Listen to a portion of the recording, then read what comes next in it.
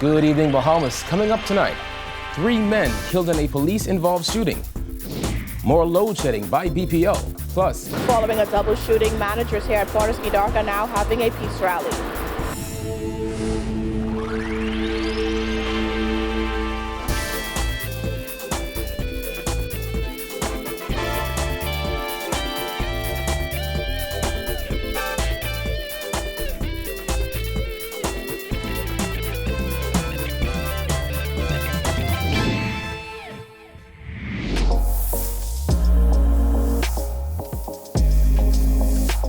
Our news is brought to you by Alive.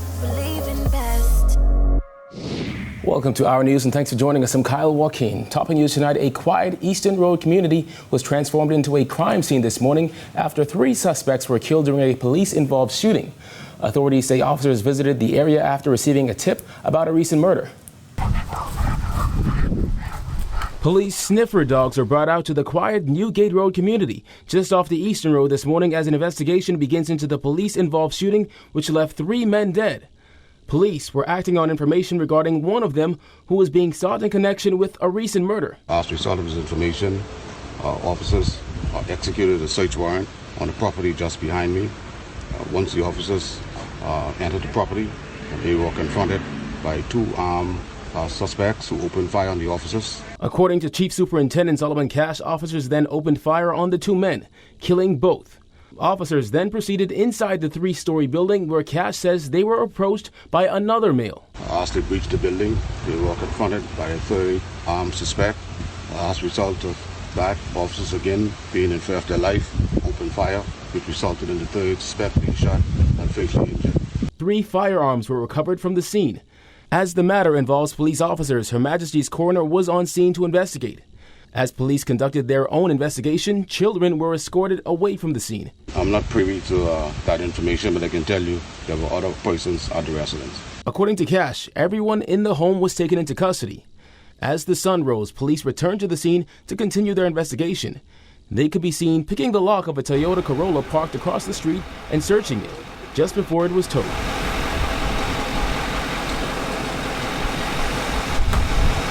All of the vehicles are here. All of the vehicles here are part of investigation.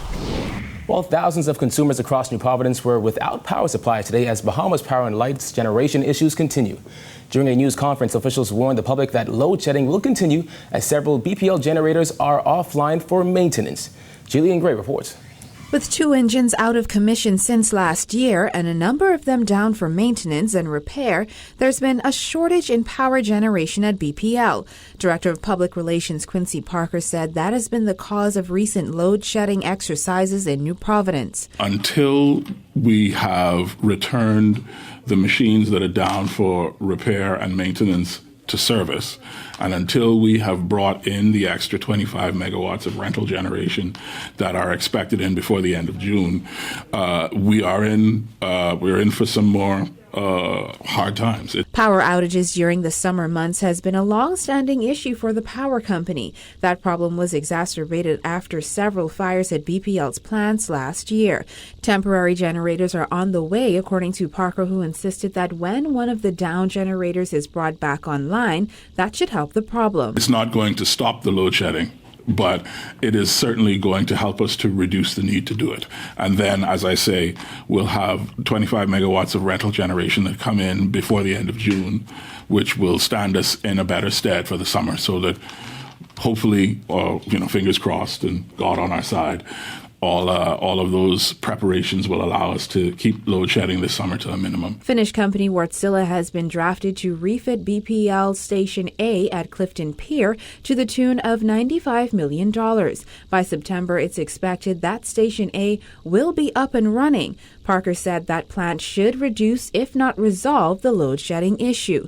Once this plant is up and running, it's expected that BPL bills will also decrease. Because of the high efficiency nature of the engines, and because they'll allow us to start burning a more high output fuel, you will see an immediate decrease in the fuel cost. We don't want to quantify because that's hard to say.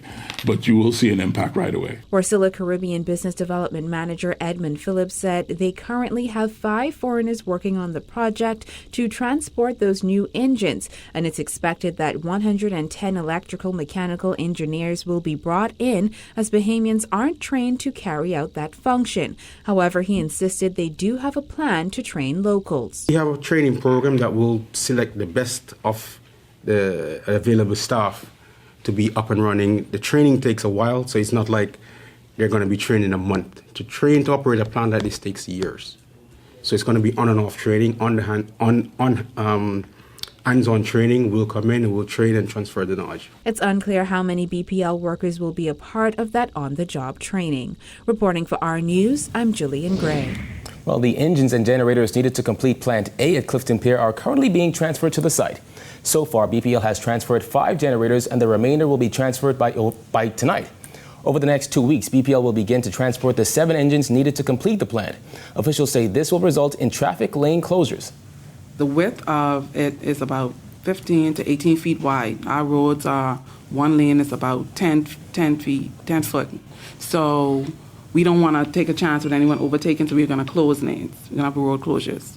So it's going to be a lot of, if you can, just avoid the area. The move will start from Arawak Key and last 12 hours per generator. BPL will issue notices to advise the public of lane closures.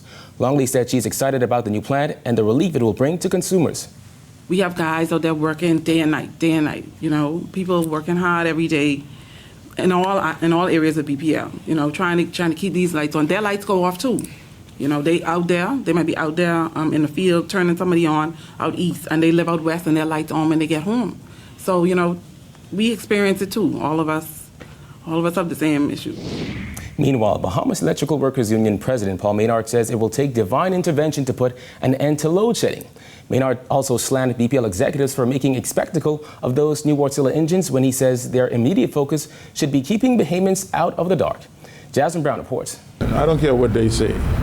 Unless God comes out of heaven in this very minute and puts those WARTSILA engines together, does everything he needs to happen, then there ain't gonna be no load shedding. That ain't gonna happen. God giving you a blight, raining now. That's the way outspoken BEWU President Paul Maynard summed up the current situation at BPL amid widespread load shedding.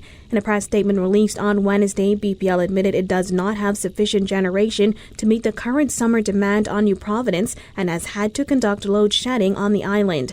BPL said the generation shortfall is expected to last well into next week, but Maynard insisted it will last much longer than that as the summer months heat up. All summer long, we're going to be load shedding because we got, not continuously, but the point is, as things happen at Clifton Pier, we're going to be offline. As soon as it happens, guys work around the clock to get it on.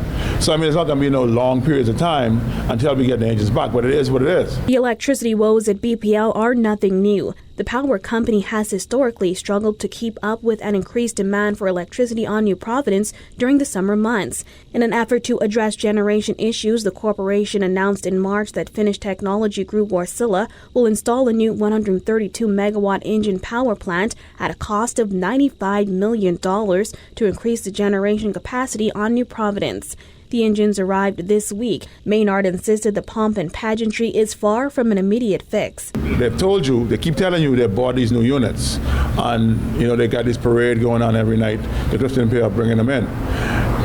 They need to tell you that it's going to take them until the 1st of October of this year to get them online, because they got to be put together, all right? They got to be tested, all kinds of things got to happen. Meanwhile, he says BPL employees are hard at work trying to keep the power on as they also suffer the consequences of load shedding. We got to go home to dark houses as well. So we don't intentionally be out there load shedding or hoping to have it load shedded. It's hot. Reporting for our news, I'm Jasmine Brown. All right, thanks, Jasmine. Still to come, Potter's Key vendors come together tonight for a peace rally. The details are after this break.